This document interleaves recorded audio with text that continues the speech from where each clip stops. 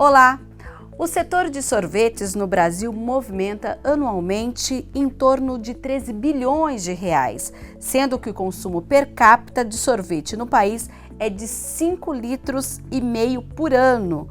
O consumo de sorvetes no Brasil, dividido por regiões, registra os seguintes percentuais.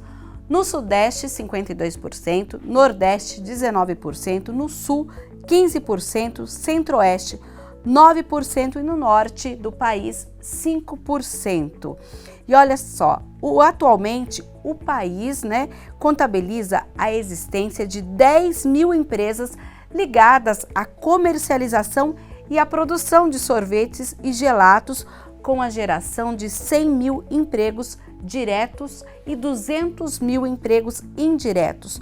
Do total, 92% dessas empresas são formadas por micro e pequenos empreendedores. E entre elas está aí uma que partiu a ideia do Roger Rodrigues, que depois de viajar para a Tailândia e descobrir as delícias dos sorvetes de lá, abriu uma empresa aqui no nosso país e oferece o produto de uma forma inusitada para os padrões brasileiros. É isso mesmo, Roger. Qual é o seu diferencial?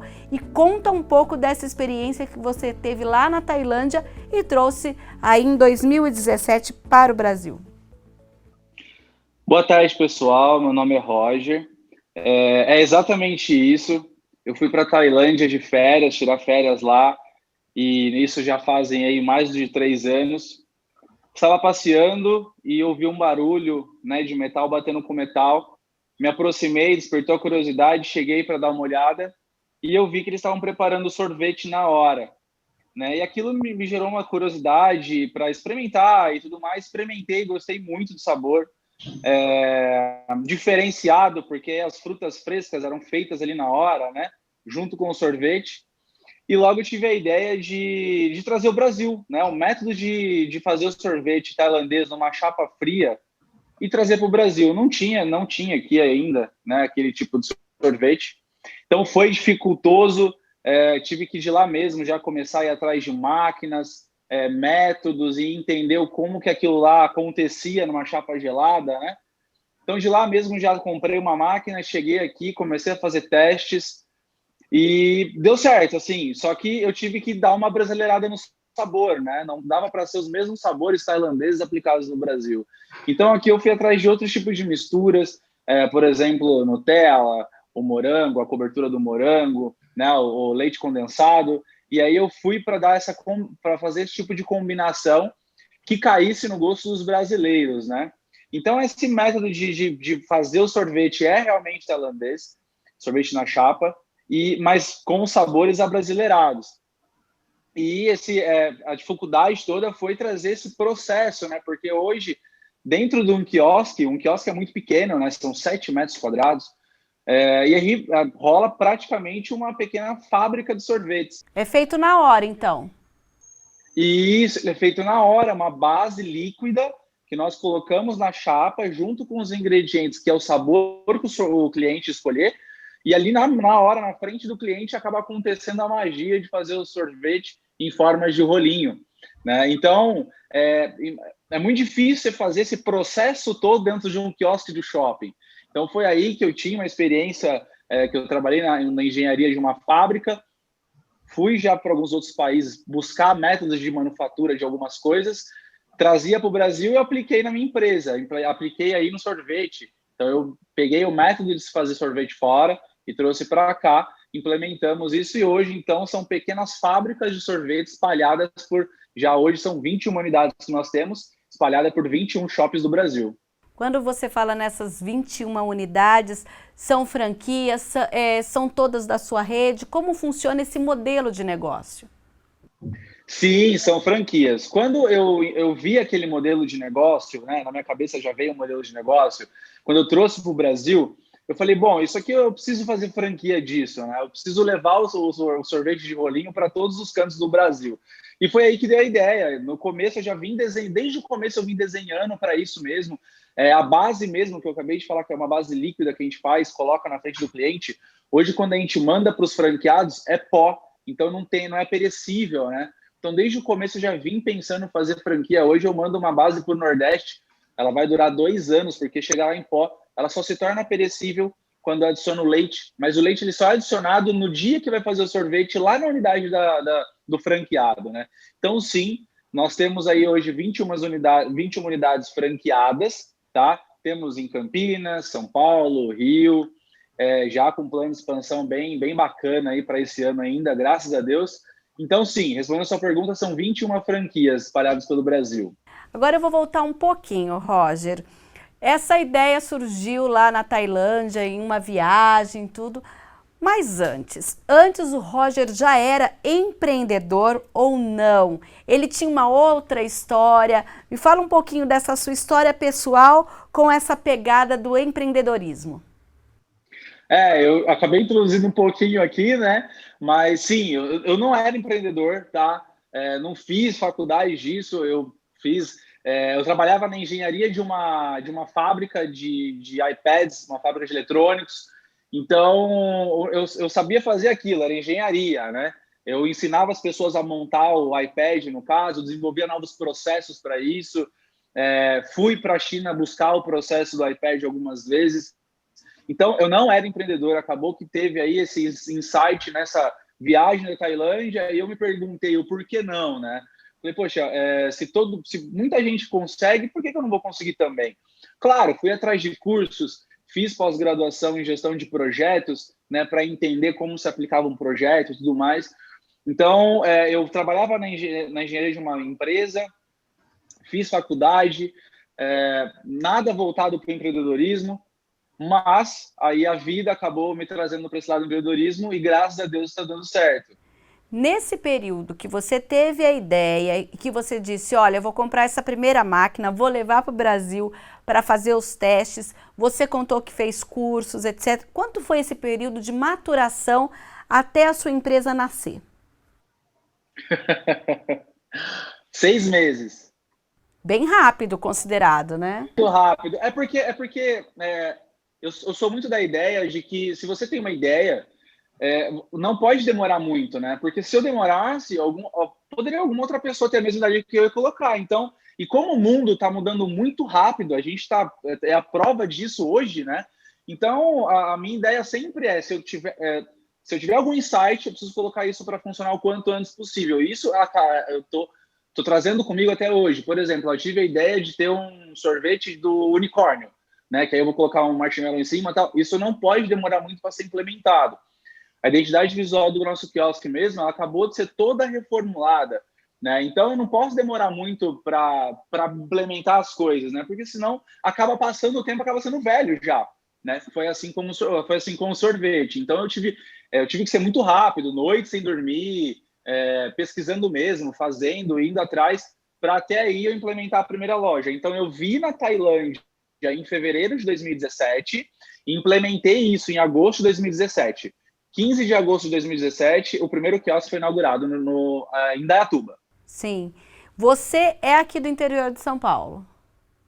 Sim, eu nasci em Campinas, morei minha vida inteira lá, e meu escritório é em Indaiatuba. Então, eu fico entre Campinas e Indaiatuba, mas eu nasci em Campinas. E como foi então? Porque geralmente a gente pensa nesses modelos de negócio vindos de São Paulo, do Rio, e sendo, né, chega aqui no interior, mas você fez o caminho inverso. Me fala desse caminho. Sim, como eu era muito novo nesse lance de empreendedorismo e tal, eu não tinha essa noção. Então, eu fiz uma pesquisa nos shoppings da região mesmo, né? Então, é claro que quando você começa, eu queria entrar nos shoppings maiores, mas como não era uma marca desenvolvida, não tinha tempo, então eu não conseguia entrar nos grandes shoppings aqui do interior, e muito menos em São Paulo. Né? O pessoal de shopping não aceita muito bem esse lance de você estar chegando à primeira operação, eles querem uma coisa muito redonda já, tá? Então, eu coloquei o primeiro aqui na região nossa mesmo, e aí eu comecei a fazer essa rede aqui em torno, tá? Só que depois eu entendi que tinha, sim, uma necessidade de ir para a capital, né? Então, hoje, a maioria dos nossos quiosques, hoje nós estamos praticamente em todos os shoppings da capital, né? E aí a gente também está no interior, mas eu não tinha essa noção do como crescer, né? pesquisa, fui atrás para entender. Então, no começo foi muito difícil por esse direcionamento que eu não tive. Mas hoje a gente entende muito isso, mas eu não tive muita dificuldade, tá? Porque toda vez que alguém batia uma porta na nossa cara, a gente ia atrás de alguma outra oportunidade e acabava encontrando. Então, sim, nós fizemos o caminho inverso, mas não tivemos tanta dificuldade por isso. Mas aí entram duas questões. A gente está falando aqui, logo na minha abertura, eu falei da questão da movimentação do mercado de sorvetes, que é considerada ainda, por mais que nós sejamos um país tropical, um consumo baixo, porque, por exemplo, nós estamos abaixo da Suécia, da Dinamarca, da Noruega e até dos Estados Unidos, que são países que têm muito mais frio que o Brasil. Aí, como lidar, então, com essas questões da temperatura e, recentemente, com as questões, por exemplo, você falou que a rede está nos shoppings. Nós tivemos aí um grande período de shoppings fechados. Como que foi lidar com tudo isso? E também agora com a temperatura? Eu acho, assim, como nós estamos dentro dos shoppings, nós não sofremos com sazonalidade de tempo, né? Dentro do shopping a gente não tem essa nós não estamos sensíveis ou suscetíveis para ter essa diferenciação de temperatura. Dentro do shopping é temperatura ambiente, não vai ter isso, né? Isso seria assim como se fosse mais lojas de rua e tudo mais. Dificuldade a gente encontra quando o fluxo do shopping cai, né? No nosso caso. Mas o brasileiro ele já está mudando esse conceito de só vou tomar sorvete no verão, tá? Mas enquanto os nossos clientes, o brasileiro não muda isso, nós temos novidades. Então a gente vai muito atrás de, poxa, no frio, o que a gente vai fazer para chamar o cliente? Atualmente nós temos um produto muito bacana que nós chamamos ele de fondue roll. O que é o fondue roll? É o sorvete junto com o fondue, né? Então vai as frutas e o chocolate quente e ao lado vai o sorvete. Então isso acabou caindo muito na graça dos clientes nessa época de frio e tudo mais. Já deu água na boca aqui, viu?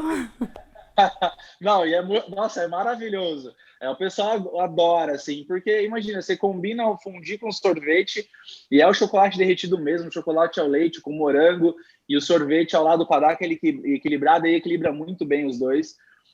Claro que quando teve a ideia, o pessoal, nossa, é maluquice, né? Mas, nossa, está dando muito certo. Desde o ano passado ele veio só para ficar no inverno, não ficou, então já teve updates desse fondue. O formato, o modelo de negócio pronto, com os R$80 mil na época. E hoje, para ser um franqueado, a pessoa deve investir quanto?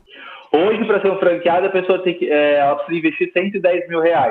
Já contemplando estimativa de primeiro aluguel, quiosque, maquinário, a primeira compra de insumos, a abertura do CNPJ. Então, dentro do pacote todo de abertura que nós já colocamos para os franqueados novos, é em torno de R$110 mil.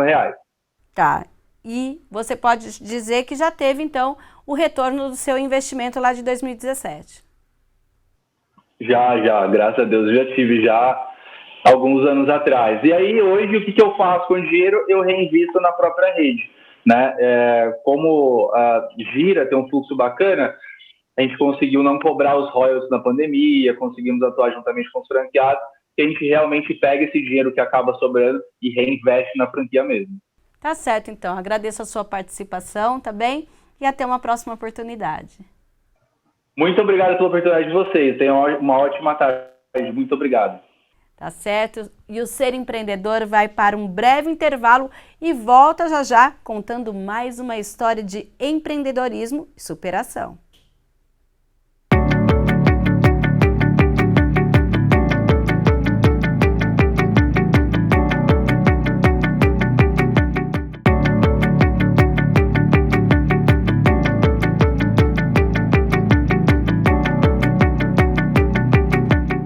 Segundo bloco do Ser Empreendedor, e agora a gente vai falar um pouquinho sobre tecnologia. Olha só, os avanços tecnológicos estão proporcionando cada vez mais saúde e bem-estar ao ser humano. E na área hospitalar, o futuro também já chegou.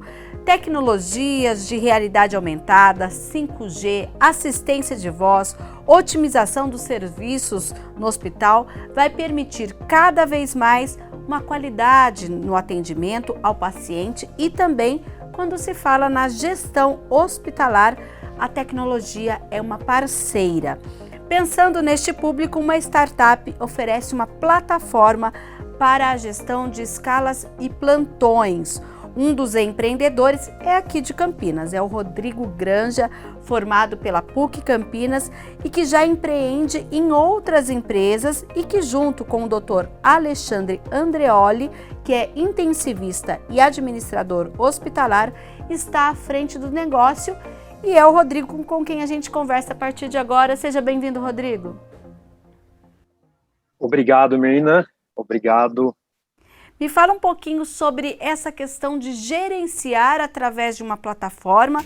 Você que já tinha outras empresas, quando surgiu aí essa oportunidade deste negócio? Essa oportunidade surgiu de uma necessidade já existente em uma das empresas, né, do Dr. Alexandre Andreoli, que é uma empresa de gestão de profissionais, né, e alocação de profissionais intensivistas nos hospitais aqui da nossa região. Então, ele tinha uma demanda por essa informatização, ou seja, a equipe dele era gerida 100% por planilha Excel, ou até mesmo na mão, né? Imagina fazer um controle, né, de escalas de profissionais médicos, numa equipe que se fala em torno de 50, 100 médicos em 10 hospitais diferentes da região de Campinas. Imagina a complexidade de se controlar tudo isso na mão, né? E a gente sabe que a escala dos profissionais da saúde, elas são muitas vezes 24/7, né? Ou seja, num único dia existe a troca de escalas, né, de um mesmo setor em 3 turnos diferentes, manhã, tarde e noite.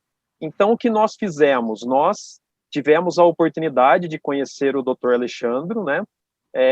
Ele nos procurou, e aí até vou encurtar um pouco a história, e nós, como empreendedores de tecnologia, nós não conhecíamos muito esse mercado, né, de gestão de escala médica, apesar de nós já termos experiência em hospitais, né, em fornecedores de equipamentos para hospitais, mas nós nunca tínhamos ouvido falar da gestão de escala médica. E aí tivemos a oportunidade, e enxergamos uma oportunidade maior nesse mercado, fazendo uma sociedade com o Dr. Alexandre. E assim foi, nós construímos esse aplicativo, né, em 18 meses, né, demorou 18 meses para ele ficar pronto, onde nós colocamos toda a inteligência, né, todo o know-how da gestão de escalas médicas dentro de um produto tecnológico, que antes era feito na mão, tá? E aí nós lançamos o produto em fevereiro de 2018. É um produto relativamente novo, tá? Até a palavra startup aí faz todo sentido para essa operação, né? A nossa operação hoje, ela é composta de 5 empresas, né, e unidades de negócio, todas em tecnologia. E todas voltadas para o setor da saúde? Não. Temos 2 empresas voltadas para a área da saúde. Uma delas é a Organize Here, que é o aplicativo de gestão de escalas, né? E a outra empresa é a Calisto, né, que é um RP, que é um sistema de gestão empresarial para empresas que produzem ou distribuem produtos médicos hospitalares. Então, é a cadeia de fornecimento para os hospitais. Então, dentre as 5, 2 são da área da saúde. E nesse período de pandemia, que a saúde, ela é aí, digamos que assim, que o carro-chefe de tudo que está acontecendo ultimamente na nossa sociedade, esse negócio, ele foi alavancado de alguma forma ou não? Olha, é um pouco complicado falar da área da saúde, né? Por quê? Apesar de sabermos que ainda é um setor, né, que está um pouco atrasado em termos de tecnologia de administração, não em termos de aparelhagem de atendimento aos pacientes, mas na gestão. Apesar de ter um pouco esse atraso aqui no Brasil, e ser necessária a tecnologia para ajudar os hospitais, aí, principalmente, terem mais produtividade, nós sentimos dificuldade. Por quê? Porque durante a pandemia, os profissionais da área da saúde, eles foram altamente demandados por toda essa correria de atendimento, de pessoas que ficaram, né, se contaminaram, né, com o coronavírus, enfim.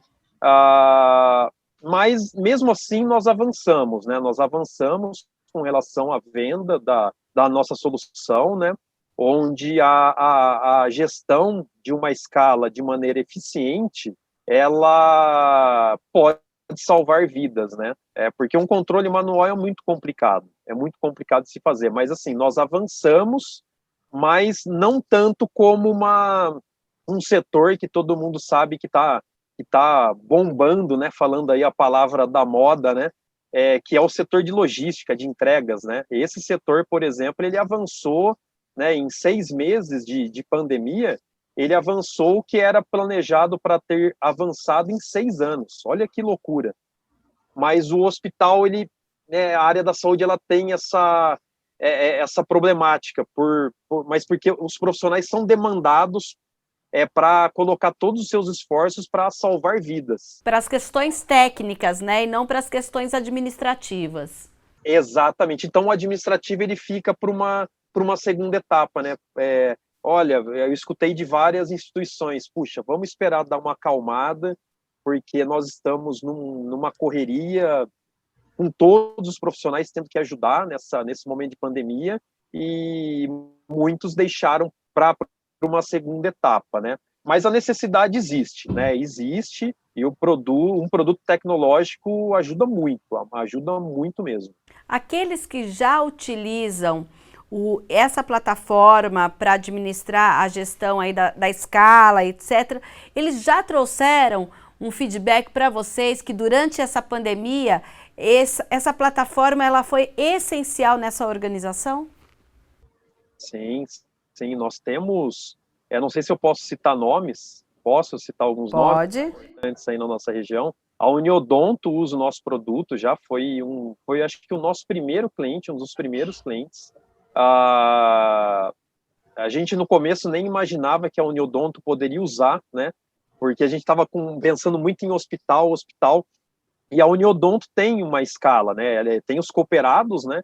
Que são lá em torno de 200 cooperados no interior, e com essa implantação, né, desse produto que organiza as escalas, teve praticamente uma redução de 90% do tempo do gestor das escalas. Olha que número impressionante. Então, antes o gestor da escala, vamos supor que um profissional que tem uma escala amanhã em uma das clínicas da Uniodonto, ele, por algum motivo, ele não vai poder comparecer àquela escala. Qual que era a prática anterior à tecnologia? Esse plantonista ligava para o gestor e solicitava ao gestor que trocasse, né, a escala dele por um outro profissional. Imagine o trabalho que isso não dava, tendo que o gestor fazer o contato por telefone e achar um profissional que conseguisse cobrir o plantão desse profissional que não poderia ir amanhã, que não poderá ir amanhã. Imagina o trabalho que não dava. E aí o nosso aplicativo ele resolve justamente isso. Quando um profissional tem que, por exemplo, trocar, né, uma escala, passar a escala, ele, no próprio grupo, né, de profissionais que estão no aplicativo, ele pode liberar esse plantão, essa escala dele de amanhã, e automaticamente todos os profissionais conectados na plataforma recebem uma notificação em que foi liberado um plantão amanhã às 13 horas na clínica da Barão de Itapura, por exemplo. E aí, automaticamente, o profissional que está livre, ele vai lá e assume aquele plantão. Então, o gestor, ele não precisa se envolver. Olha que maravilha. Então, a gente tem essa medição, né? E todos os clientes nossos que usam a plataforma, a redução do tempo do gestor é realmente em torno de 90%. É bastante coisa. Ajuda muito mesmo. Agora, Rodrigo, eu vou falar um pouquinho da sua história aqui. Eu recebi que você, na verdade, tem contato com essa área da tecnologia desde os 13 anos e depois trabalhou em várias empresas. Hoje aí é proprietário também de algumas. Em que momento você, nessa sua visão de empreendedor, conseguiu unir seu conhecimento técnico com não, olha, eu vou empreender, eu vou ser o dono do meu próprio negócio e, de certa forma, conseguiu aí pulverizar um pouco esse trabalho? Olha, é uma caminhada árdua, não é fácil ser empreendedor, ser empresário, mas não é porque não é fácil que não é legal, que não é gostoso, que não é gratificante, que não dá dinheiro, né, se bem administrado os negócios, né, se bem embasado numa cultura de colaboração, né, com pessoas competentes ao seu redor, com muito controle, com muito planejamento, mas não é fácil, né? Eu comecei a programar com 13 anos, né, bem cedo mesmo. Comecei a trabalhar na indústria do meu pai, né? Ele tem uma indústria de calçados femininos, né? E com 13 anos, precisava de alguém para mexer no computador, né? Era os anos 80 ainda, isso foi em 89, 1989, eu tinha 13 anos, exatos 13 anos. E aí eu me matriculei né, o meu pai e meu tio me matricularam numa escola de computação aqui de Campinas, bem famosa, e eu gostei da coisa até que eu comecei a desenvolver um software atrás do outro, né, com linguagens da época, como Basic, Clipper, né, para quem é mais antigo aí e é técnico vai lembrar dessas linguagens de programação. E naquela época eu já empreendia. Aí que vem, né, depois de uns 20 anos que volta a experiência de quando você era criança, praticamente. Era um adolescente, né, um pré-adolescente, né? E eu já desenvolvia sistemas para os amigos do meu pai, né, que aí eles ficavam sabendo, nossa, o Rodrigo fez um sisteminha lá que controlava o estoque. E aí eu comecei a desenvolver para clínica odontológica, para empresa de instalação de alarme, para empresa de instalação de ar-condicionado. Então, comecei assim minha carreira. E depois eu entrei no mundo corporativo, né? Eu trabalhei no Hospital da PUC por 3 anos, né? Entrei como estagiário, eu fui efetivado, e segui minha carreira de programador lá. Depois eu segui numa grande companhia, né, que é a TOTUS, né, é uma empresa de ERP aqui do Brasil bastante conhecida, tem 10 anos. E depois veio a vontade de voltar a empreender, na verdade, porque eu já fazia isso antes, mas para mim era um hobby, na verdade, porque eu não ganhava muito dinheiro quando eu fazia isso lá, quando eu tinha 13, 14, 15 anos, né? E aí, quando eu decidi, parece que já estava no sangue, entendeu? Então, não tive muita dificuldade para começar, não. Até porque você tinha um exemplo em casa, né? Exato. Isso conta bastante, né? Ajuda na hora de decidir, né? Dá um friozão na barriga, porque você fala, nossa, agora eu vou ter que formar uma equipe, eu vou ter que conquistar clientes, eu vou ter que apresentar um produto que seja diferenciado no mercado. E eu comecei, né, recomecei, na verdade, né, voltei a empreender em 2009, né, e até hoje, né, estou aí com as empresas, aí foram surgindo variações das empresas, né, oportunidades de fazer sociedade com pessoas aí que têm o mesmo propósito, né, que nós, que é ajudar as pessoas através da tecnologia. E hoje, se eu for te contar a história toda, eu fui parar num programa do Vale do Silício, estou fazendo um programa agora do Vale do Silício. Nossa, é super legal, hein?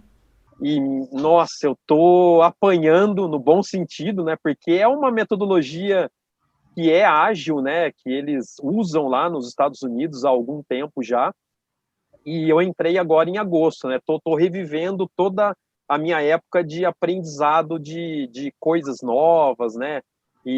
Mas está sendo muito bacana. Então, o empreender assim, acho que a primeira coisa que a pessoa tem que ter mesmo, né? Uma força muito grande é ter um propósito.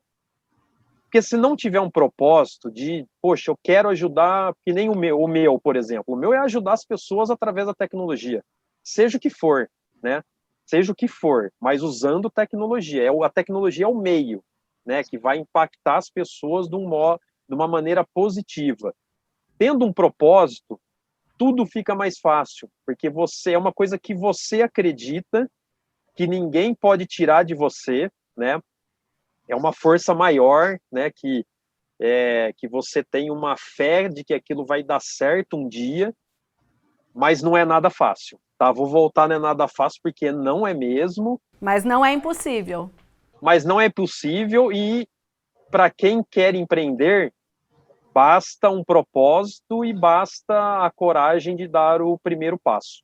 Deu o primeiro passo, segue a sua jornada, que o sucesso espera o empreendedor, o empresário, daqui 6 meses, daqui 1 ano, daqui 5, daqui 10. Uma hora vem. Uma hora o sucesso vem. Tá ótimo, então. Nosso tempo acabou aqui, Rodrigo. Eu agradeço a sua participação e até uma próxima. Muito obrigado e até a próxima. E o segundo bloco do nosso programa fica por aqui. Na sequência, a gente vai ouvir um especialista dando dicas para você sobre marketing digital. Não saia daí, que o Ser Empreendedor volta já já.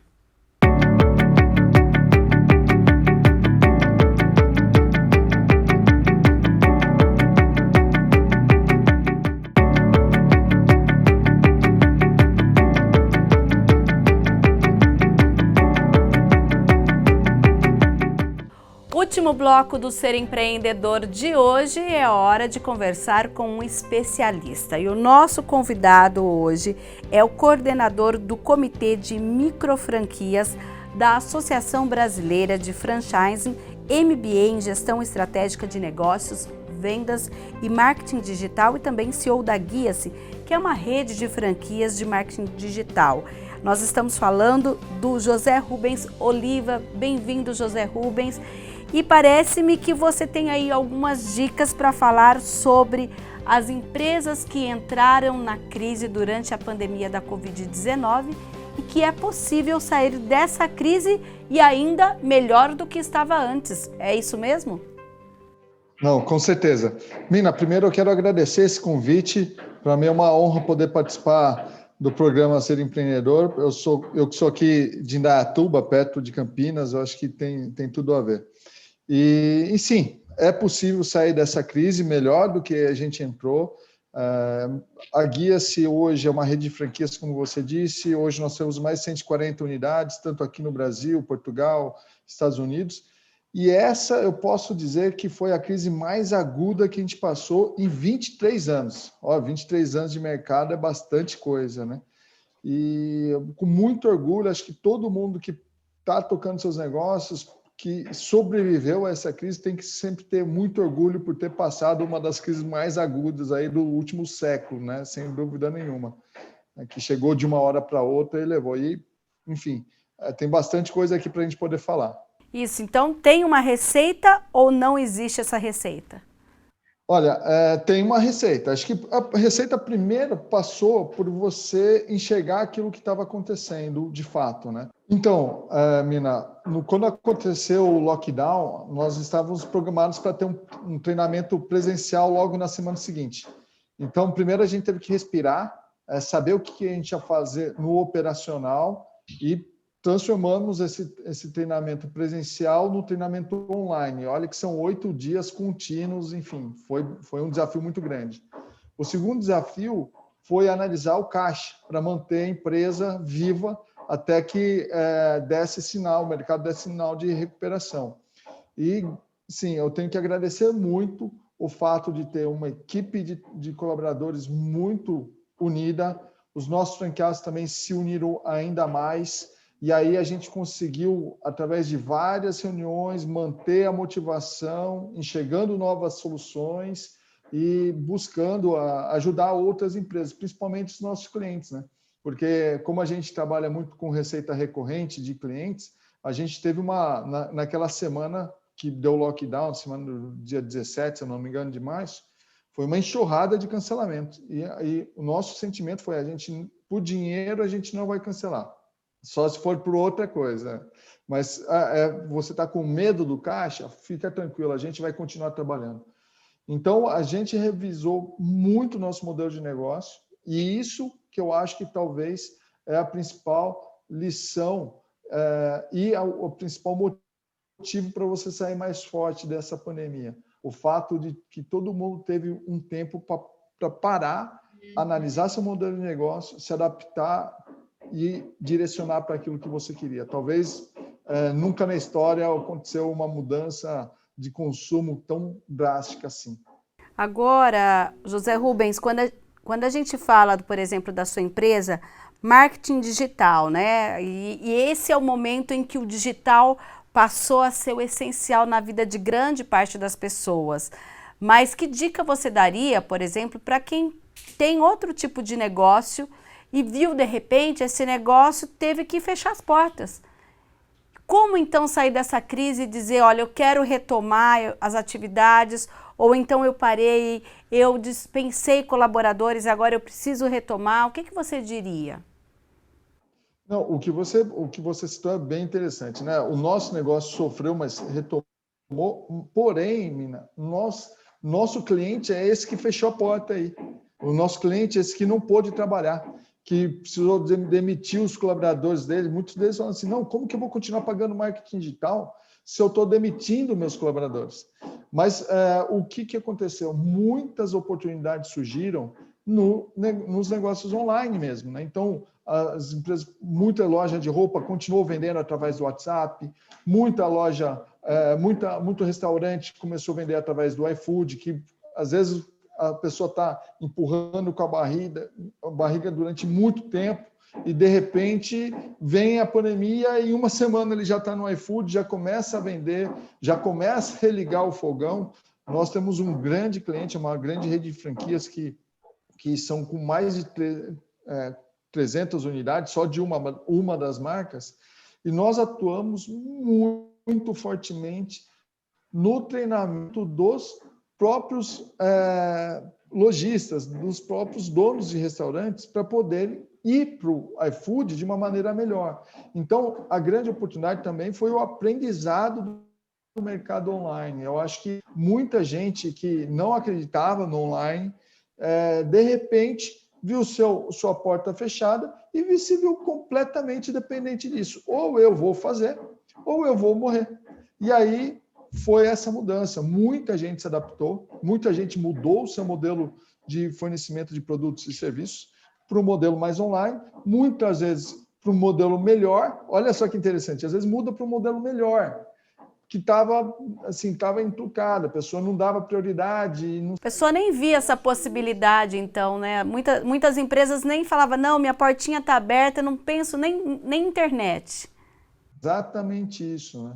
E o interessante, Mina, é que muitos negócios já estão voltando, mas muitos negócios não vão voltar do jeito que eram. Então, tem gente que fala assim, não, meu negócio agora vai sair da crise. Não, eu posso falar, 99% dos negócios no Brasil mudaram. Alguns melhoraram e alguns pioraram. Esses que pioraram, muitas vezes, ele não vai voltar como ele era. Ele vai voltar diferente. Então, se você não se adaptou, você vai perder uma grande chance de poder pegar o seu consumidor que mudou o jeito de consumir e não vai voltar mais, né? Então, lá em casa mesmo, a gente começou a fazer compra no supermercado online, a gente vai continuar fazendo, não é porque vai deixar de ter a pandemia, porque a gente encontrou a facilidade. E o consumidor desse pequeno comércio, desse pequeno restaurante também, ele mudou o comportamento. Não vai mudar 100%. Até hoje em dia tem gente que assina jornais, né, impressos. Vai acabar? Não vai acabar, mas cai a demanda. As pessoas mudaram o comportamento do consumo. Então, é um negócio que para de crescer. Então, se você quiser crescer com aquilo que você tem, com as ofertas e oportunidades do seu negócio, você realmente precisa se adaptar, sem dúvida alguma.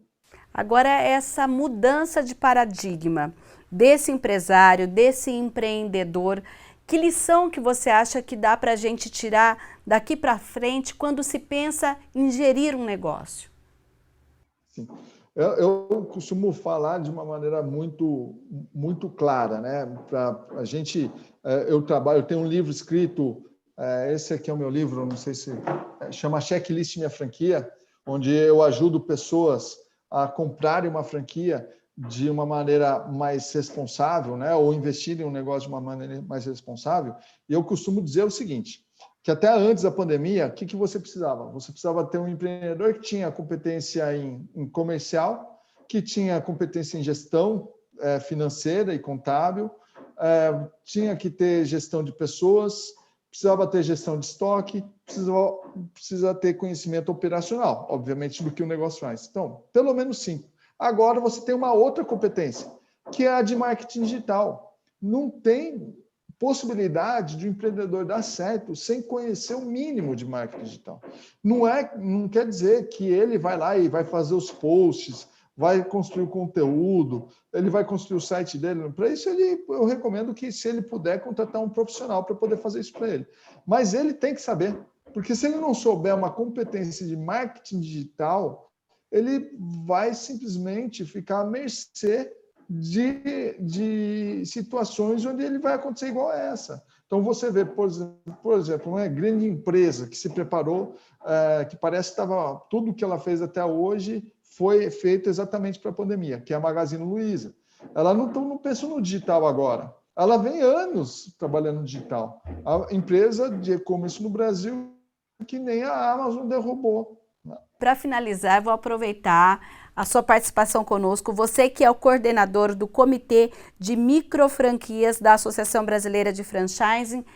Esse é um caminho para quem pensa, ainda nesse momento que nós estamos nessa fase de flexibilização e as pessoas pensam, vou retomar o meu negócio ou vou abrir um novo negócio.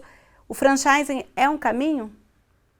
Olha, eu não tenho dúvida, porque o franchise ele economiza muito tempo, né? E tempo é dinheiro. Quando você investe numa taxa de franquia, numa franquia, no modelo de negócio formatado, não quer dizer que você não poderia fazer sozinho. Quer dizer que você está comprando tempo, e às vezes 2, 3, 5, às vezes até 10 anos de experiência que está chegando para você ali no momento que você está montando o negócio. Então, franchising, sem dúvida nenhuma, é uma saída. Eu sou coordenador da ABF, como você disse, já fui diretor de microfranquias, e é um grande segmento, talvez o segmento que mais está crescendo esse ano. Para você ter uma ideia, a nossa franqueadora já cresceu 32% em relação ao mesmo período do ano passado, porque as pessoas estão buscando esse tipo de negócio. E no franchising, você ganha conhecimento, ganha possibilidade de gerar retorno mais rápido. Mas eu tenho alguns avisos que eu sempre falo que é muito importante para as pessoas que querem investir numa franquia. Primeiro, dá uma lida na lei de franquias. Hoje o Brasil tem uma das leis mais avançadas do franchise mundial. Foi, inclusive, atualizada em 2019. Se você for lá no Google e der Lei de Franquias 2019, vai aparecer. É uma lei de 2 laudas, fácil, não tem muito juridiquês. Vai lá e leia a lei, se você quiser entrar no segmento. Depois, busque segmentos que tem a ver com você, se você é mais prestador de serviço, se você é mais comerciante, olhe mais ou menos aquilo que você já construiu na sua vida para poder caminhar dentro de um parâmetro que você já conhece. Depois, analise as franqueadoras do segmento que você escolheu, compare uma com outra, analise um documento muito importante que é a circular de oferta de franquias. Enfim, você precisa ter uma visão geral e global. Cuidado com decisões emocionais, não compre só pelo preço. Então, você tem franquias, microfranquias, a gente vê que tem de 5 a 90 mil reais. Esse é o segmento das microfranquias. De todo quanto é tipo de segmento. No Brasil, existe mais de 500 marcas nesse segmento. Mas é muito importante que você conheça um pouco a lei de franquias, repetindo, que você realmente escolha o segmento, analise a circular de oferta das franqueadoras que você escolheu para você poder tomar decisão. Agora, como última dica fundamental, converse com os franqueados. É muito importante que, antes de tomar a decisão de entrar numa rede, você ligue para os franqueados para saber qual que é a experiência, se o suporte é tudo isso mesmo. É muito importante você ter realmente um conhecimento global aí antes de investir numa micro franquia, que apesar de ser investimentos menores, ela tem a mesma responsabilidade de uma franquia de 1, 2, 3 milhões. Então, você investe um negócio de 10 mil reais, muitas vezes uma taxa de franquia de 10 mil reais, claro, tem o capital de giro, tem investimento em estrutura e tal, mas você comprando uma franquia de 10, 20 mil reais, a franqueadora tem a mesma responsabilidade de uma franquia de 2 milhões. Isso é uma vantagem de você entrar no franchise também, através das micro franquias. Então é isso, Mina. Eu agradeço a sua participação, José Rubens, e fica aí o convite para uma próxima oportunidade. Eu que agradeço, e quem quiser saber um pouco mais também sobre a Guia-se, é só ir lá no nosso canal do YouTube, no Google, vai lá e busca serviço de marketing digital, franquias, enfim. É isso, agradeço mesmo e conte comigo. Até mais. Até mais, então, e assim a gente termina o Ser Empreendedor de hoje. Até um próximo programa.